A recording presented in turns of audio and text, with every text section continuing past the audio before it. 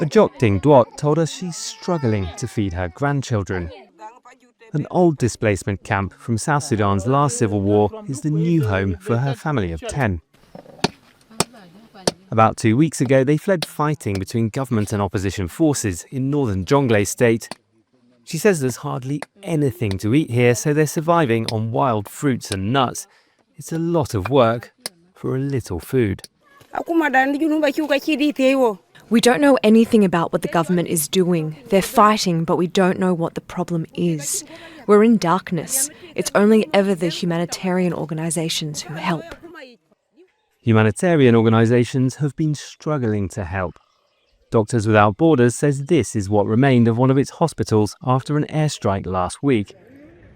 And it says this medical centre, about 50 kilometres away, was attacked and looted the same day, and that the two facilities provided the only healthcare for about 250,000 people.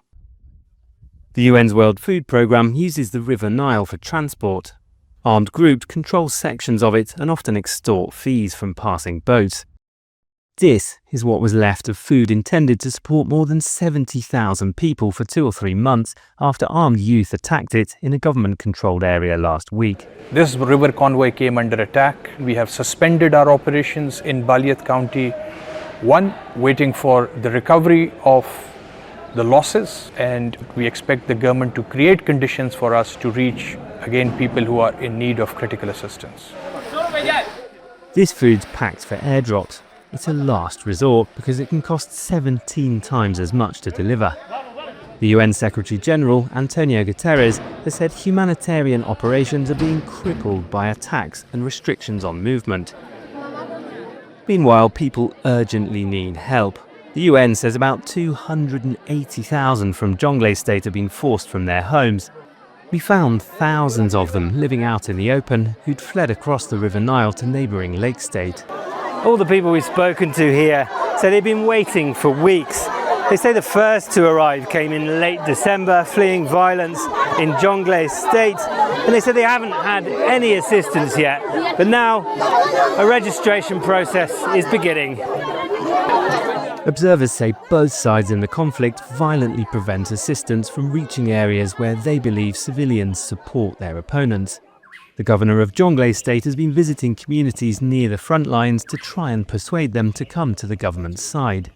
He's not happy about humanitarian assistance being distributed to civilians in opposition areas.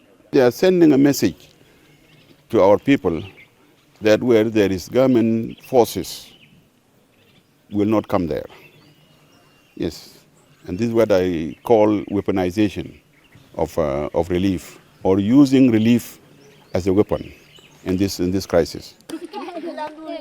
We've seen no evidence that the humanitarian agencies support one side or the other, but many signs that they're struggling to access the people who urgently need help. Until it comes, Ajok and her family say they'll have to survive on anything they can find to eat. Malcolm Webb, Jazeera, Lake State, South Sudan. Don't miss out and get the full picture. Subscribe to Al Jazeera for reliable news and expert insights. Like, share, stay ahead.